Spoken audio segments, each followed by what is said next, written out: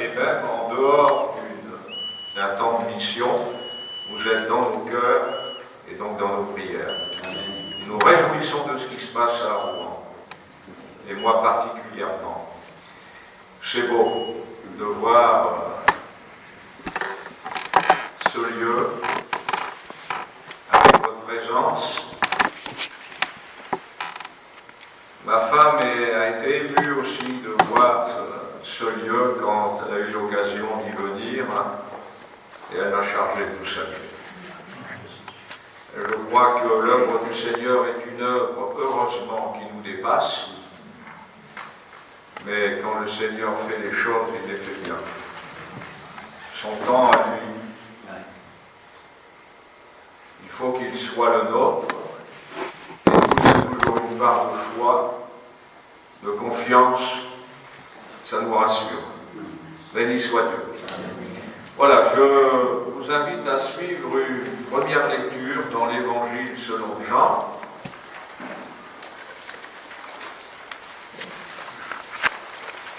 Chapitre 13, verset 31. Lorsque Judas fut sorti, Jésus dit: maintenant, le Fils de l'homme a été glorifié et Dieu a été glorifié en lui. Si Dieu a été glorifié en lui, Dieu aussi le glorifiera en lui-même et il le glorifiera bientôt. J'aimerais mettre l'accent ce matin sur le temps qui est le nôtre, chacun pour sa part, pas d'une manière générale pour parler du corps de Christ, et je crois que le Saint-Esprit a besoin aussi de parler à certains d'une manière particulière. Il y a des choses qui se passent dans notre vie et chacun peut avoir ses pourquoi. Pourquoi? Parce que tout ne se déroule pas forcément comme nous l'aurions souhaité,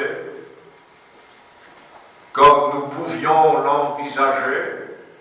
Vous savez, souvent quand on dit qu'on compte sur la grâce du Seigneur, on adore le Seigneur, on le bénit pour sa fidélité, c'est toujours évidemment sincère, sinon nous ne le dirions pas, nous ne sommes pas obligés de le dire.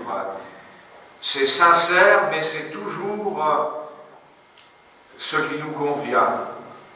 On a besoin d'un confort, d'une certaine assurance, et pour persévérer, si on change les paramètres de notre confort, on perd pied et on peut même se noyer. Eh bien, le Seigneur a son temps, et je le dis vraiment du fond du cœur, heureusement que son temps n'est pas toujours le nôtre. Et heureusement que le Seigneur prend soin aussi de nous expliquer les choses, parce qu'il nous gardera jusqu'au bout. Il l'a dit, il le fait, il le fera encore, et il nous étonnera encore. Pourvu que le Seigneur puisse toujours nous étonner également. Maintenant, les moindres détails, c'est Jésus. Si j'appartiens à Christ, si je suis en train de le découvrir, de le reconnaître, même de revenir à lui, les moindres détails, c'est lui. Des détails qui peuvent nous échapper parce que nous ne sommes pas toujours conscients de la moindre minute qui passe et qui fait les jours, les semaines, les mois, les années. Lui, il s'occupe de tout avec une précision exemplaire. Pourquoi? Parce qu'elle est divine. C'est Dieu. C'est Jésus. Et au moment où Judas est sorti, et bien, ça a été un moment marqué, un moment qui fait partie de notre histoire à nous tous. Ça fait partie de ce cheminement qu'a connu Jésus pour arriver jusqu'à donner sa vie, pour faire de nous de nouvelles créatures. Nous sommes tous concernés par les moindres détails de la vie de Jésus, de ce qui a été annoncé avant que Jésus se présente par les prophètes, et de ce qui est en train de se faire et qui arrivera encore. Maintenant, le Fils de l'homme a été glorifié en Dieu. On ne peut pas dire que ce soit un événementiel où il faut se réjouir. Un traître se révèle, se confirme, s'officialise. C'est pas ce que chacun souhaite ou souhaiterait vivre pour que Jésus soit glorifié. Mais c'était un moment qui a glorifié le Fils de l'homme. Et donc, parce qu'il a été glorifié, Dieu a été glorifié, et ce moment est un moment pour en appeler un autre, pour encore glorifier Dieu. Donc, on voit bien qu'à partir d'un moment déplaisant, il y a la gloire de Dieu qui existe et qui se révélera encore. Je crois que pour nous, frères et sœurs, ce qui compte, c'est de pouvoir parler de ce bon moment qui est celui du Seigneur pour nos vies. Nous avons entendu il y a quelques instants dans certains commentaires que l'actualité nous montre bien. Alors, il y a 20 ans, lorsque j'étais encore à Rouen, eh bien, on disait « Jésus est à la porte ». Il est toujours à la porte. Mais, frères et sœurs, plus que jamais. Mais ce qui compte pour nous, ce n'est pas de savoir décrypter ce qui se passe, expliquer ce qui se passe. Il y aura des interférences, il y aura des déceptions, parce qu'on aura cru que c'est d'être dans le temps de Dieu. Avec cette paix, cette tranquillité que seuls les véritables croyants connaissent. Dans l'épître de Paul aux Philippiens, nous allons lire un passage, chapitre 1er, verset 20. Selon ma ferme attente et mon espérance, je n'aurai honte de rien, mais maintenant, comme toujours, Christ sera glorifié dans mon corps avec une pleine assurance, soit par ma vie, soit par ma mort, car Christ est ma vie, et mourir m'est un gain. Alors, je ne suis pas venu pour vous annoncer que vous allez mourir et que c'est bien, ça va glorifier le Seigneur. Si c'est le cas, bon, c'est le cas, mais je ne suis pas venu pour ça. Mais quand même, un homme, un être humain, qui a en lui la vie de Dieu, la vie de Jésus, il existe, et dans sa vie, il existe le maintenant. C'est-à-dire que son présent, il existe pour glorifier Jésus. J'ai déjà entendu des chrétiens invités à prier, invités à adorer, à venir à une réunion. Non, pas maintenant. Ils ont autre chose à faire, autre chose à dire. Vous en avez qui se déplacent et qui viennent aux réunions parce que c'est le bon moment. Ça veut dire le moment qui m'arrange. Mais il existe des pas maintenant dans leur vie. J'ai reçu ce matin, comme je reçois à chaque fois, beaucoup de messages de chrétiens du chantier pour me souhaiter une bonne journée dans la mission, etc. Et il y a une personne en particulier qui écrit toujours ce message: bon, meilleur jour de la semaine à vous. C'est le dimanche. Le dimanche, c'est quoi le dimanche? On ne vient pas à la messe, nous. Nous, le dimanche, c'est le jour de la résurrection. Il ne faut pas l'oublier, ça. Si vous dites que c'est le premier jour de la semaine, vous avez raison. Mais pour ceux qui vivent le maintenant, c'est le jour de la résurrection de Jésus. Or, la résurrection de Jésus, elle veut dire quelque chose, parce qu'il s'est passé quelque chose dans notre vie un jour, en un certain lieu. Il y a eu le fruit de cette résurrection qui a fait de nous une nouvelle créature.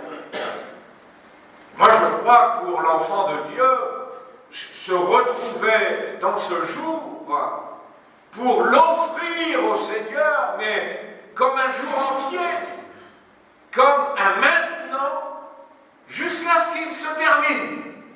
Et il se termine quand on en a fini ensemble, avec le maintenant. Ça, c'est un jour pour honorer le Seigneur et sa parole. Franchement. Vous regardez le monde chrétien aujourd'hui. Tout tourne autour de la personne humaine, le moi. Le moi. Et c'est tellement vrai que ce n'est plus le Fils de l'homme qui est glorifié. C'est mon moi.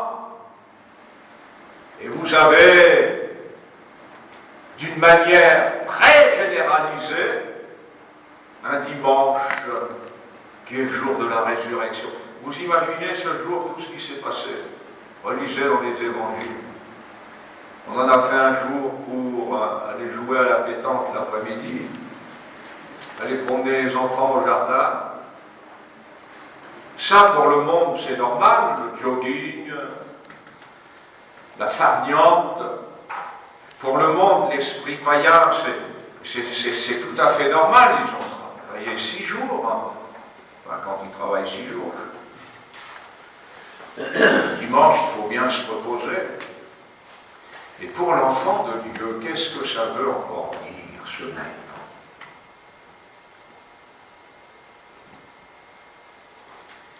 C'est un dimanche où maintenant on éteint les téléphones. Un dimanche où maintenant on est tout ouïe pour le Seigneur. Et puisque nous nous assemblons dans un lieu particulier appelé maison de prière, je ne vois pas où je passerai mon temps ailleurs. Amen. Puisque c'est un endroit où nous nous rassemblons parce que Jésus a tant prié pour nous. Jésus qui intercède continuellement ne s'arrête jamais d'intercéder. Jamais. Nous en avons la preuve tous les jours. Arrêtez-vous dans une journée. Et parce que vous avez été baptisé dans le Saint-Esprit, parlez en langue assis sur votre chaise, dans votre esprit ou à voix haute, pourquoi pas. Et vous verrez s'il n'y a pas une onction qui va descendre. Celle-ci n'est pas allée se promener parce que c'est un jour de repos, c'est le jour de la résurrection. Et le jour de la résurrection, eh bien, il s'est passé des choses extraordinaires de la part de Jésus. Christ sera glorifié dans mon corps. Mais pourquoi? Paul parle d'une mort possible, mais nous le savons, vous et moi. Comme Paul le savait, comme Paul nous l'a enseigné. que notre corps n'est pas fait pour entrer au ciel. Il n'est pas fait, il n'est pas adapté. Nous aurons un autre corps. Mais ce corps qui est terrestre, ce corps qui manifeste encore des désirs contraires aux choses de l'esprit, eh bien c'est dans ce corps que je sers le Seigneur. Et si je devais mourir, mon corps aura servi. Et donc la mort devient un bien, parce qu'il y a la récompense, parce qu'il y a ce paradis qui attend ceux et celles qui vont enfin se reposer de leurs travaux. Mais glorifier Jésus dans son corps, ça veut dire quoi? Ça ne veut pas dire que je vais le glorifier parce que je vais m'habiller autrement qu'un autre jour. Bon, c'est vrai. Le dimanche, on s'endimanche, mais pour honorer Jésus. Pas pour montrer qu'on a de l'allure. Il y a des signes comme cela qui montrent qu'on honore notre Seigneur avec notre corps. Et c'est surtout pour le servir. Un corps qui se met à louer le Seigneur, qui partage le Saint Repas parce qu'il y a eu le pardon divin, il y a eu la vie nouvelle, servir Jésus dans l'adoration, dans la reconnaissance, dans la présence. Glorifier Jésus, ça veut dire quelque chose. C'est pas l'ambiance, c'est pas la musique, c'est même pas nos cantiques. Parce que nos cantiques, s'ils sont chantés sans l'esprit de service, ne valent pas grand-chose. C'est quand même différent de chanter un cantique sous l'onction et de chanter un autre, le même cantique, sans avoir cette sainte présence de Jésus. Nous avons vu pendant certains cantiques des personnes être guéries miraculeusement dans l'assemblée où je travaille. C'est formidable. On a vu des enfants être baptisés dans le Saint-Esprit pendant ces cantiques, parce qu'il y avait une onction, parce que la présence de Jésus, que nous honorons par notre présence, n'est jamais silencieuse pour se cacher, mais elle se manifeste. C'est beau. Et l'apôtre Paul dit ceci, que ce soit par ma vie ou par ma mort, maintenant, je suis encore en vie, et bien que Christ soit glorifié. Et même si je devais aller vers ma mort, il sera glorifié dans mon corps qui va cesser de servir. Un homme atteint du sida, il y a bien longtemps, et qui s'apprêtait à mourir, a laissé ce verset dans une lettre. C'est un homme qui s'était éloigné de Dieu dans le péché.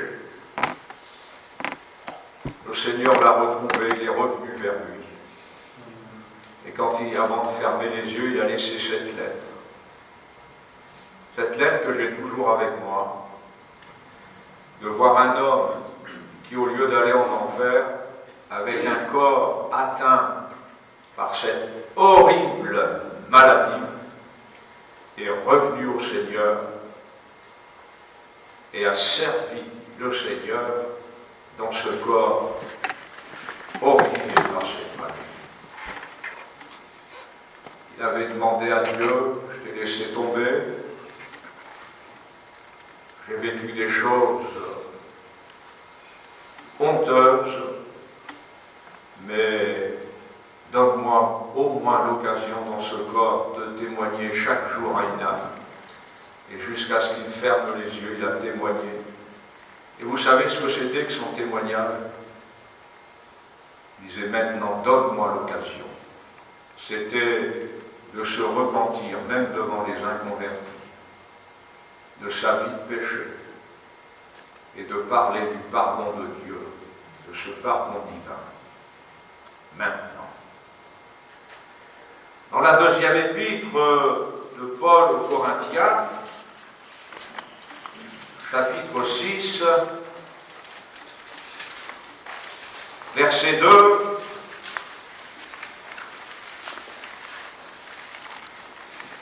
Au temps favorable, je t'ai exaucé, au jour du salut, je t'ai secouru. Voici maintenant le temps favorable, voici maintenant le jour du salut.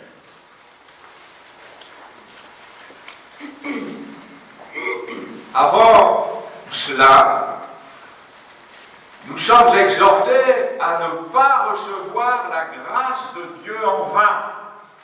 En vain. Je ne sais pas comment vous employez cette expression. Quand je salue les chrétiens, certains chrétiens me fatiguent.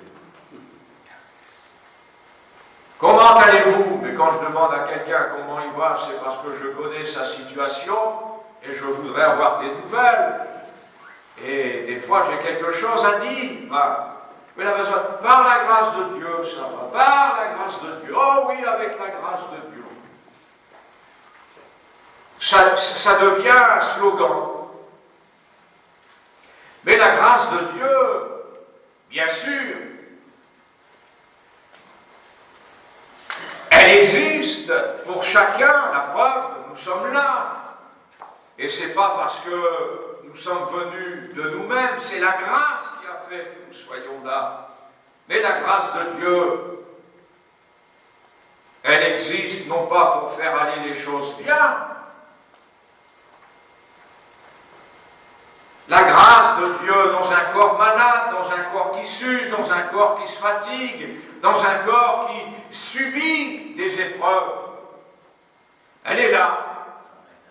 Elle est là. Et elle ne nous déconnecte jamais du temps favorable et du jour du salut. Si vous appartenez au Seigneur, obligatoirement dans votre vie, vous avez connu ce temps favorable qui ne correspondait pas à un temps favorable dans votre vie.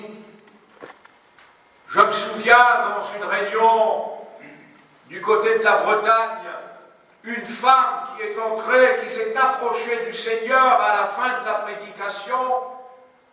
Elle m'a dit, mais monsieur, pourquoi faut-il que nous soyons dans la misère pour aller vers Dieu?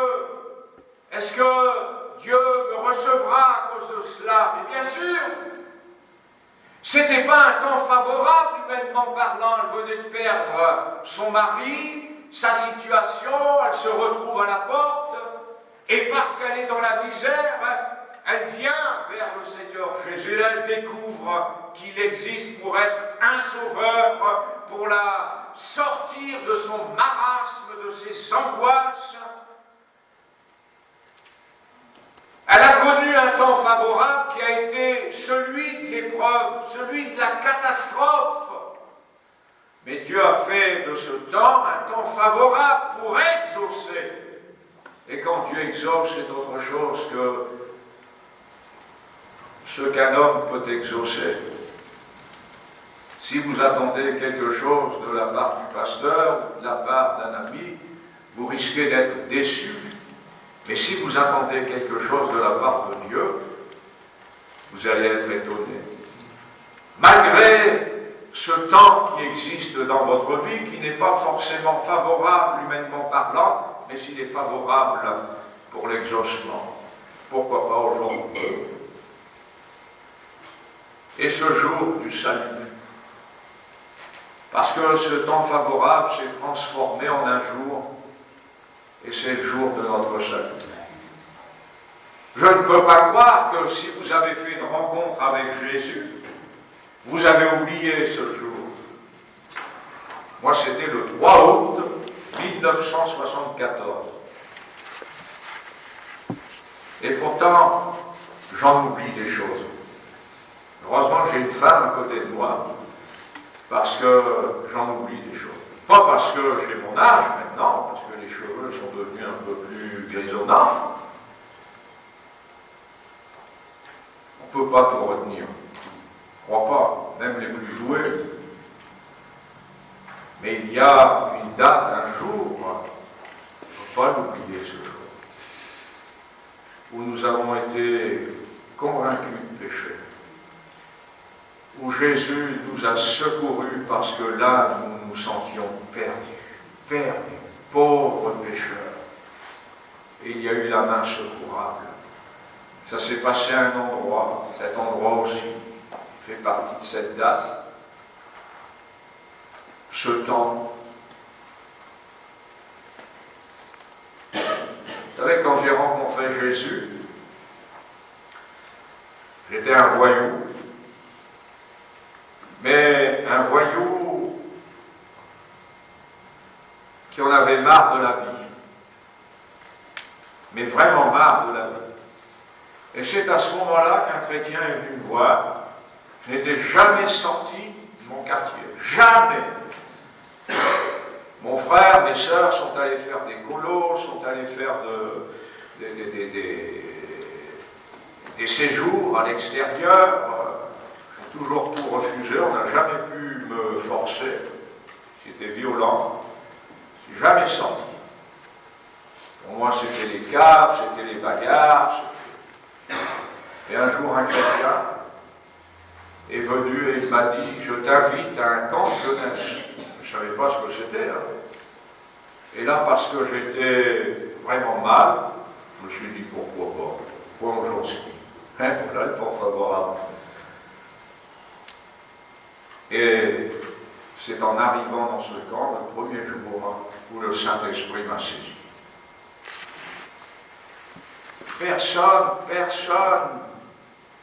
Personne ne peut définir pour nous ce temps favorable. Quand on dit que vous, il finira en prison, ils avaient raison. Quand on dit que vous, on ne peut pas lui faire confiance, c'est un menteur, c'est vrai. Mais c'est vrai. Et il existe un Seigneur avec son temps à lui, qui nous montre que ce temps favorable, c'est le sien pour nous. Ça, c'est la grâce pour moi. Vous pouvez dire ce que vous voulez. Je peux passer par n'importe quelle épreuve, comme j'ai pu passer avec mon épouse, ma famille ou tout seul. Ce qui a toujours été dans ma vie, c'est ce jour où j'ai rencontré Jésus, qui m'a jamais séparé de lui. Et pour moi, c'est ce qui comptait le plus. Le temps de Dieu, le diable lui-même ne peut pas l'effacer. Et ne peut pas empêcher ce temps de se manifester. Au psaume 42,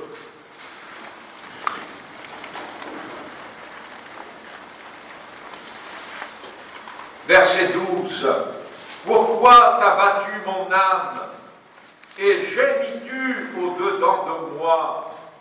Espère en Dieu, car je le louerai encore. Il est mon salut et mon Dieu. » Amen. Eh bien, les fils de Corée, ils avaient une foi, une assurance, parce que dans leur vie, il y a eu ce temps favorable, il y a eu ce jour du salut, bien sûr. Hein. Vous vous souvenez, Corée, bien ils n'ont pas suivi. Vous savez, aujourd'hui, dans les familles chrétiennes, c'est les enfants qui font la loi. Dans beaucoup de familles chrétiennes, hein. C'est les enfants qui font la loi, c'est le mari inconverti qui fait la loi, c'est la femme inconvertie qui fait la loi. Et c'est celui qui devrait servir le Seigneur qui devient l'objet du désir, qui ne manifeste pas d'opposition, de réaction. Parce que parfois, sans s'opposer, il suffit d'une réaction pour être dans ce temps favorable, pour manifester ce jour du salut.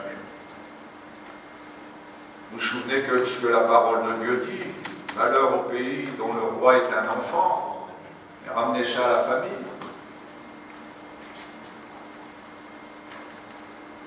Et le diable a appuyé sur la chose, parce qu'aujourd'hui, vous n'avez même plus le droit de donner une fessée à un enfant. Alors vous allez faire quoi? Eh bien, si vous servez Dieu, vous serez comme les fils de Corée, vous n'êtes pas obligés de suivre le Père. Et vous ne serez pas obligés, dans l'autre sens, de suivre les enfants dans leur désir d'en faire le moins possible pour servir Dieu, ou d'aller vers les choses faciles où on ne retrouve pas l'empreinte de celui qui travaille pour notre temps. C'est quelque chose. C'est quelque chose.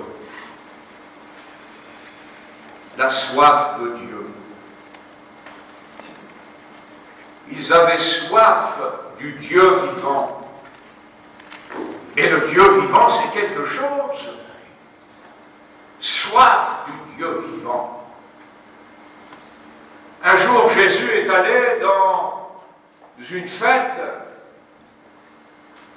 où on aurait dû le mettre à l'honneur, où on aurait dû l'élever, mais non, on cherchait plutôt à le faire mourir. Parce que si on n'a pas la soif du Dieu vivant, c'est le Dieu mort. C'est le Dieu qui ne vit pas. C'est Jésus sans ses œuvres. Prenons son nom, on l'adore, mais il ne vit pas. Parce que pour que Jésus vive au milieu de nous, il faut qu'il vive dans mon cœur, il faut qu'il vive dans ma consécration, il faut qu'il vive dans mon temps, que mon temps soit le sien, qu'il n'y ait pas de différence, toujours un rapprochement. Qu'est-ce que tu veux, Seigneur?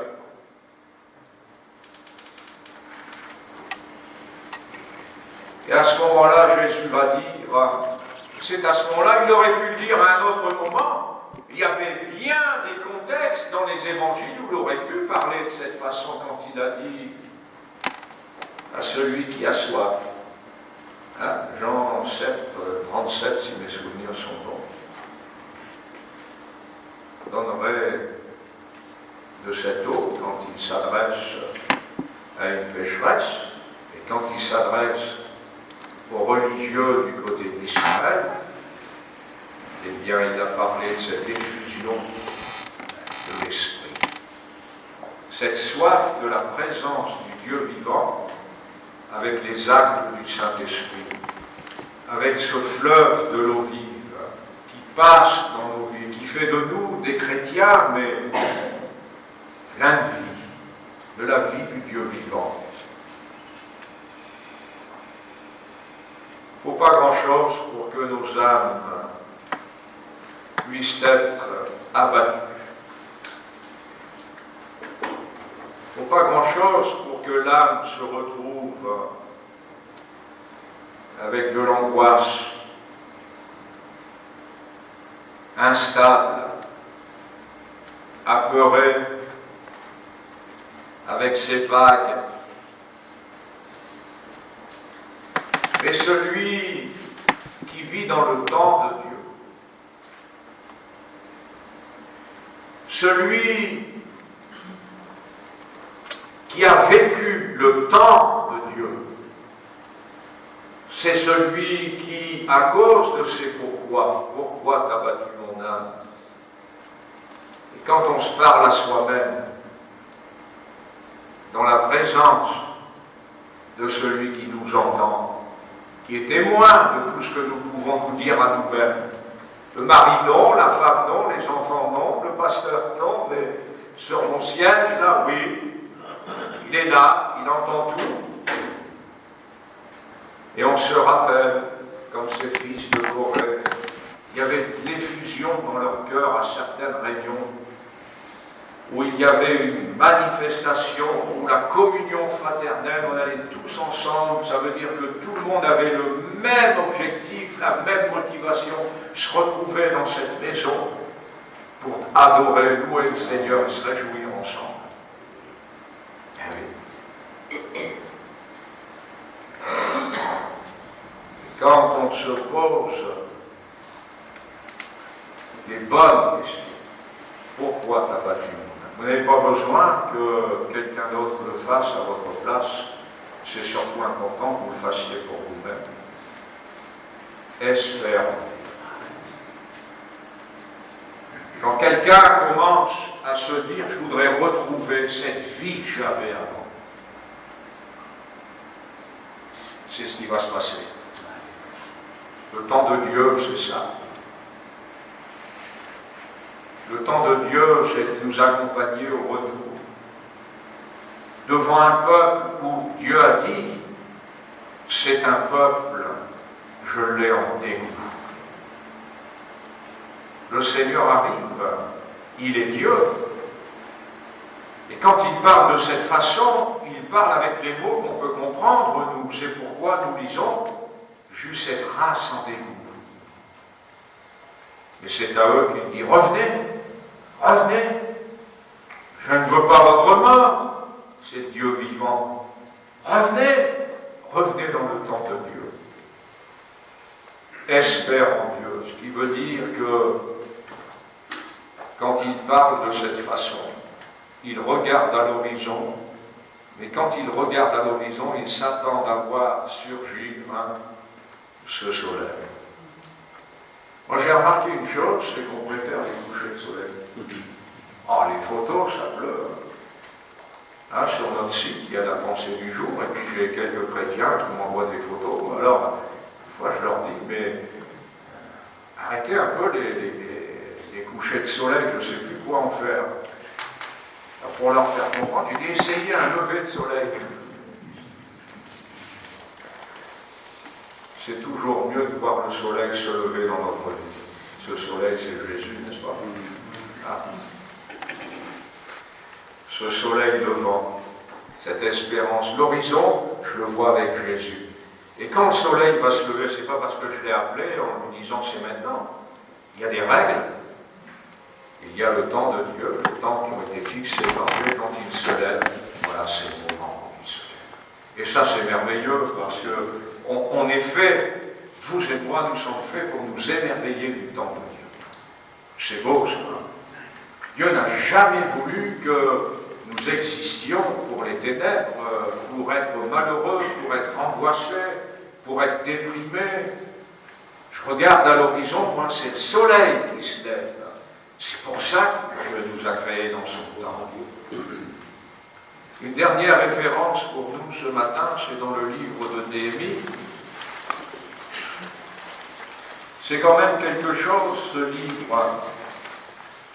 C'est un réveil spirituel. Mais si vous prenez soin de bien lire, je parle de la lecture, là, ce livre, vous allez vous apercevoir qu'ils sont une minorité. Ce n'est pas le peuple entier en exil qui va se réveiller. Ils vont être une minorité en nombre. Mais il va se passer quelque chose, une estrade va être dressée. Dans ce chapitre 8, on ne va pas le lire en entier, vous aurez l'occasion de le lire chez vous, mais vous allez voir que ceux qui étaient réveillés sont redevenus attentifs à l'estrade. Je ne sais pas si vous avez remarqué, mais les églises d'aujourd'hui, ce n'est plus des estrades. Ce sont des scènes. Vous avez des spots, vous avez tout ce qu'il faut pour le spectacle. Alors qu'en temps de réveil, on met tout ce qu'il faut pour que le prédicateur soit surélevé afin que tout le monde puisse le voir et l'entendre. Ça n'a rien à voir avec un homme qu'on va élever. C'est ce qu'on va entendre. Ils furent attentifs. Donc ils vont mettre une estrade en place, ils vont la fabriquer sur place. Et puis, Esdras avait sa place sur cette estrade. La Bible nous dit qu'il lisait d'une manière distincte le livre de la loi de Dieu. Il en donnait le sens pour faire comprendre ce qu'ils avaient lu. Vous savez pourquoi? Évidemment, vous allez me dire, parce qu'il faut bien que l'on comprenne. Il faut bien que le pasteur nous explique. Mais c'était encore autre chose, évidemment. Ils avaient été façonnés dans cet exil, il y en a même qui ne parlaient même plus l'hébreu. Donc il fallait lire et expliquer le mot dans la prononciation, avec l'explication, il fallait refaire toute une éducation. Et ce qui est triste aujourd'hui dans le monde chrétien, c'est que l'ignorance s'est installée à une vitesse extraordinaire au sujet de la parole de Dieu. On passe son temps à gaver les gens avec ce qui est complètement différent que la simple lecture même de la parole de Dieu. Et dans ce moment de réveil, ils ont décidé d'ouvrir la parole de Dieu. Faut-il vous rappeler que c'était la loi? C'était la loi. Moi, je me souviens de cette chrétienne. Je faisais des réunions à Canteleu, je cherchais le nom. Ça a disparu aussi, ça. Voilà. Et elle avait, c'était une âme. Avant d'aller faire les réunions le mercredi après-midi, j'allais à la maison de retraite, cherchais une ou deux sœurs, Christ, mais on réussissait à parler aux petites mémés autour, et puis il y en a qui venaient à la réunion, et plusieurs se sont convertis. Donc une à 92 ans, je crois que c'est la personne la plus âgée que j'ai pu voir passer par les eaux du baptême, 92 ans. Et elle me disait ceci quand j'allais la visiter: frère, je ne lis pas dans l'Ancien Testament, moi je lis les évangiles. C'est trop dur. Il y a des meurtres, il y a des guerres, Et vous avez des chrétiens beaucoup plus jeunes qui vous disent: oh, la loi. Et vous savez que la loi, elle est merveilleuse. Il y en a qui vous disent que c'est la rigueur. C'est elle qui nous a conduits à Jésus. Et le psalmiste dit: j'aime ta loi. Il a des désirs pour la loi parce qu'il a trouvé Jésus. Et c'est ce qu'ils sont en train de faire avec cette loi qui est lue du matin au soir. Vous imaginez, si vous vous maintenez dans ce lieu, jusqu'à ce soir, on va dire. Bon. Alors, je voudrais faire un maintenant avec vous dans ce chapitre 8, verset 9. Néhémie, le gouverneur, Esdras, le sacrificateur et le scribe, et les Lévites qui enseignaient le peuple, dirent à tout le peuple: ce jour est consacré à l'Éternel votre Dieu. Ne soyez pas dans la désolation et dans les larmes, car tout le peuple pleurait en entendant les paroles de la loi. Et ça faisait l'effet d'une prédication de l'Évangile.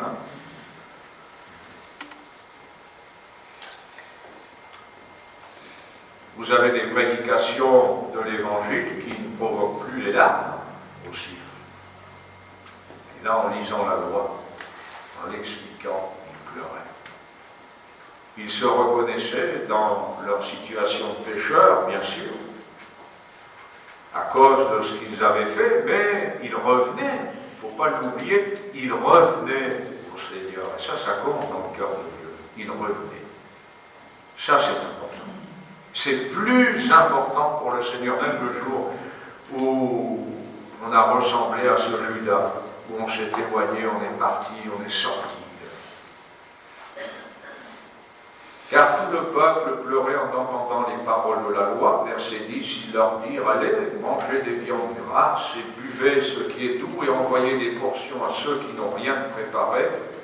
Car ce jour est consacré à notre Seigneur. Ne vous affligez pas, car la joie de l'Éternel sera votre force. Dieu se réjouit de ceux qui reviennent. Est-ce que vous pouvez l'imaginer? Si vous avez vécu cela, c'est beau de lire un passage comme cela.